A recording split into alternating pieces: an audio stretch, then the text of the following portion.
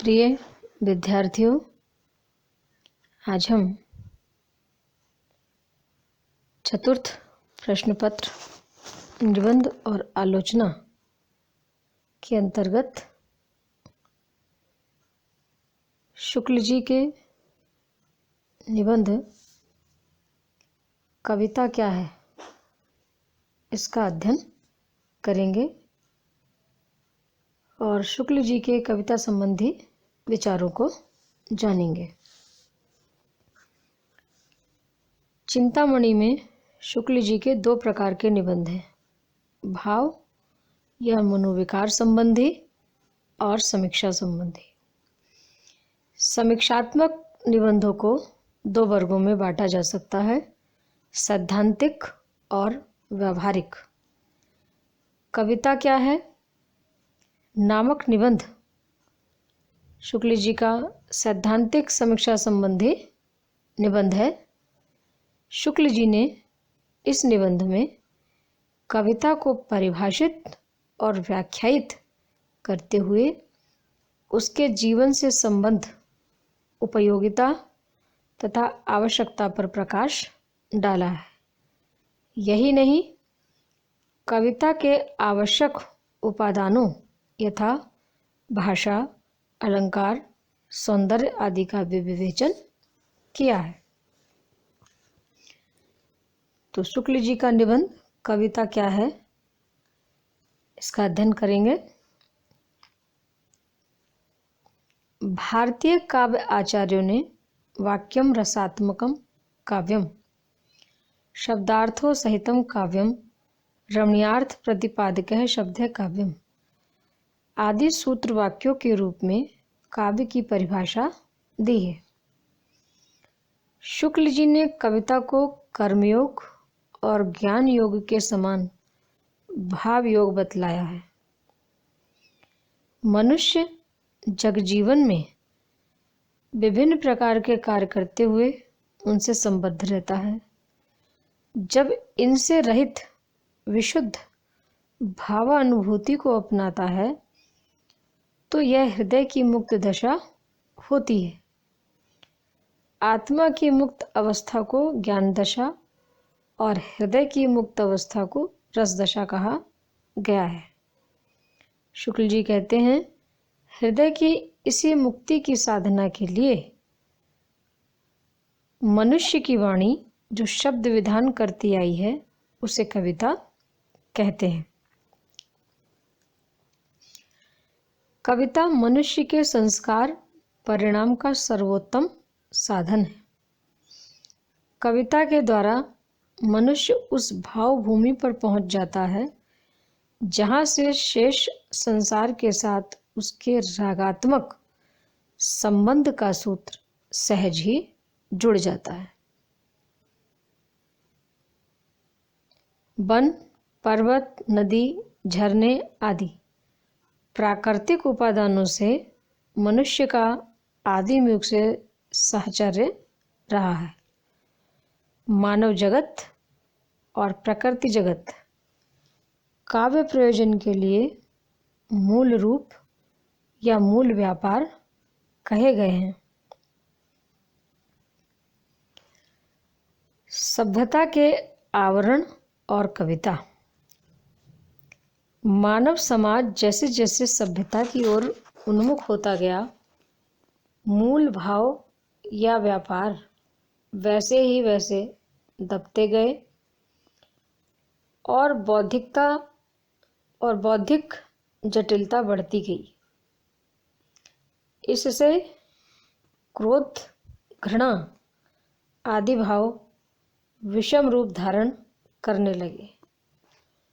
कुछ भावों के विषय तो अमूर्त तक होने लगे, जैसे कीर्ति की लालसा। सभ्यता ने जालसाजी जैसे कार्य व्यापार को जन्म दिया, जिससे क्रोध जैसा भाव वैर की स्थिति तक जा पहुंचा और क्रोध अपनी अभिव्यक्ति तुरंत कर देता है। वह पीढ़ियों तक जा पहुंचा। इस प्रकार सभ्यता के आवरण से कवि कार्य जटिल हो गया। शुक्ल जी लिखते हैं, ज्यों ज्यों हमारी वृत्तियों पर सभ्यता के नए नए आवरण चढ़ते जाएंगे, त्यों त्यों एक ओर तो कविता की आवश्यकता बढ़ती जाएगी, दूसरी ओर कवि कार्य कठिन होता जाएगा। कवि का काम है मूल रूपों पर पड़े सभ्यता के आवरण को दूर कर उन्हें मूल रूप में प्रस्तुत करना। काव्य में अर्थ ग्रहण से काम नहीं चलता, बिंब ग्रहण अपेक्षित है, और बिंब ग्रहण निर्दिष्ट, गोचर तथा मूर्त विषय का ही हो सकता है। कवि अमूर्त विषयों की तह में छिपे मूर्त और गोचर रूप को प्रत्यक्ष कराता है। कविता और सृष्टि प्रसार। विश्व अत्यंत विशाल, सुंदर और बहुरंगी है। विश्व काव्य की रसधारा में निमग्न मनुष्यों का जीवन ही सफल माना जा सकता है। मनुष्य की मनुष्यता इसी में निहित है कि वह बाह्य प्रकृति के साथ अपनी अंतः प्रकृति का सामंजस्य करे, अर्थात उसके साथ हंसे, रोए और गाए। संवेदनशील कवि इसी को अपनी कविता का विषय बनाता है। शुक्ल जी के अनुसार काव्य क्षेत्र 3 रूपों में विभाजित है: नरक्षेत्र, मनुष्येतर, बाह्य सृष्टि और समस्त चराचर जगत। नरक्षेत्र। विश्व का अधिकांश काव्य नरक्षेत्र से संबंधित है। प्राय सभी मुक्तक काव्यों और प्रबंध काव्यों का विषय मानव जगत है। मानव जीवन का सांगोपांग चित्रण महाकाव्यों में सर्वोत्तम रूप से होता है। प्रकृति का चित्रण मनुष्य के रूप, व्यापार या मनोवृत्तियों के उद्दीपन के प्रसंग में किया गया है। श्रृंगार रस के संदर्भ में प्राकृतिक उपादान संयोग काल में सुखदायी और वियोग काल में दुखदायी होते हैं। इससे स्पष्ट है कि उनका महत्व आलंबन रूप में न होकर के भावो उद्रेक के रूप में ही है। मनुष्येतर, बाह्य सृष्टि और कुछ महाकाव्यों यथा वाल्मीकि रामायण, कुमार संभव, रामचरितमानस आदि में मनुष्येतर बाह्य प्रकृति का आलंबनगत चित्रण हुआ है। हमारा मन किसी बाह्य वस्तु को 2 रूपों में ग्रहण करता है: बिंब ग्रहण या अर्थ ग्रहण। जिस वस्तु का हमें पूर्ण अभिज्ञान है उसका बिंब ग्रहण होता है, अन्यथा अर्थ ग्रहण ही होता है। उदाहरण के तौर पर हम समझ सकते हैं, कमल कहने से उसके रूप, आकार, वर्ण, समीपवर्ती परिवेश आदि का दृश्यांकन बिंब ग्रहण होता है। कमल का आशय पंकज या अरविंद या इंदिवर आदि अर्थ ग्रहण कहलाता है। कवि का काम है प्रकृति का बिंब ग्रहण कराना और काव्य शास्त्री केवल अर्थ ग्रहण कराता है। प्रकृति हमारे सामने अनंत रूपों में आती है। सच्चे कवि इनका चित्रण कर प्रकृति से अपने चिर सहचार्य को अभिव्यक्ति देते हैं। वे इनके सभी रूपों को अंकित करते हैं, जो केवल मोरों की गुंजार, बसंत, समीर, मकरंद, लोलुप, भ्रमर आदि का ही चित्रण करते हैं। वे सच्चे कवि न होकर के विस्मी या भोग लिप्सु हैं। शुक्ल जी कहते हैं,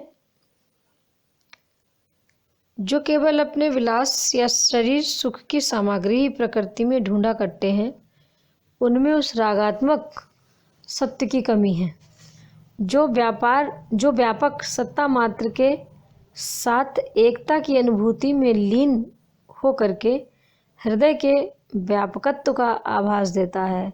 संपूर्ण सत्ताएं एक ही परम सत्ता और संपूर्ण मात्र एक ही परम भाव के अंतर्भूत है। अतः बुद्धि की क्रिया से हमारा ज्ञान जिस अद्वैत की भूमि पर पहुंचता है उसी भूमि तक हमारा रागात्मक, उसी भूमि तक हमारा भावात्मक हृदय भी सत्वरस के प्रभाव से पहुंचता है। इस प्रकार अंत में जाकर दोनों पक्षों की वृत्तियों का समन्वय हो जाता है। समन्वय के बिना मनुष्यत्व की साधना पूरी नहीं हो सकती।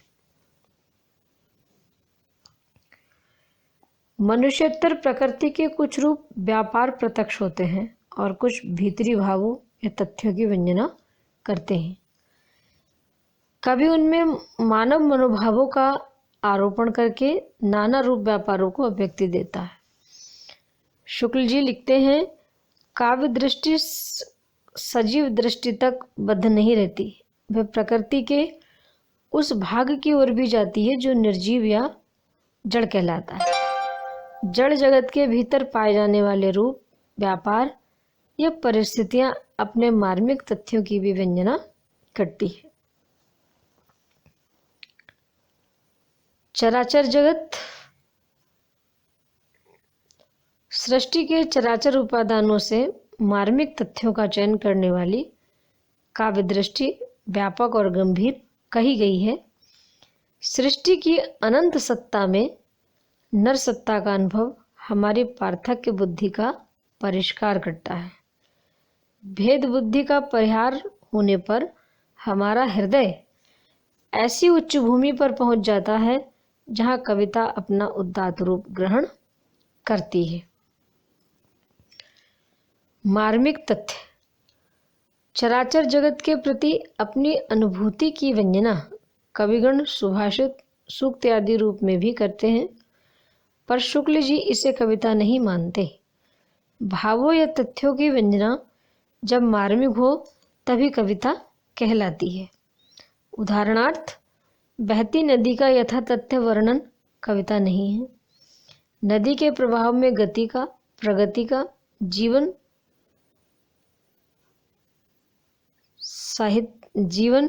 का और संघर्षशीलता का दिग्दर्शन ही कविता है। काव्य और व्यवहार मनुष्य को कर्म हेतु प्रेरित करने वाली मूल वृत्ति भावात्मिका है। कर्म प्रवृत्ति के लिए मन में वेग का आना आवश्यक है। जब कोई राजनीतिक या अर्थशास्त्री कहता है कि अकाल पीड़ित देश की सहायता करो तो हम कर्म प्रवृत्त नहीं होते। इसके विपरीत जब कभी पेट की ज्वाला, दारिद्र्य, बीमारी, बिलखते बच्चों, देह बेचने को विवश स्त्रियों का मार्मिक चित्र प्रस्तुत करता है तो लाखों करोड़ों लोग कर्म प्रवृत्त हो जाते हैं। करोड़ों रुपए और वस्त्र आदि कुछ ही दिनों में एकत्र हो जाते हैं। इस प्रकार कविता कर्मव्य के लिए कर्म क्षेत्र के विस्तार का कारण बनती है। ज्ञातव्य है कि कुछ लोग मानते हैं कि कवि बेकार होते हैं, वे कुछ नहीं करते, पर हमने देखा है कि भाव प्रसार के रूप में कवि उच्च कोटि का काम करते हैं।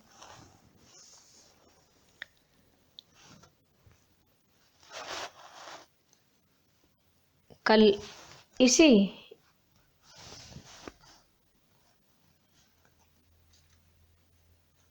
कविता क्या है इसी का अभी जो शेष भाग है वो कल के वीडियो में प्रस्तुत किया जाएगा।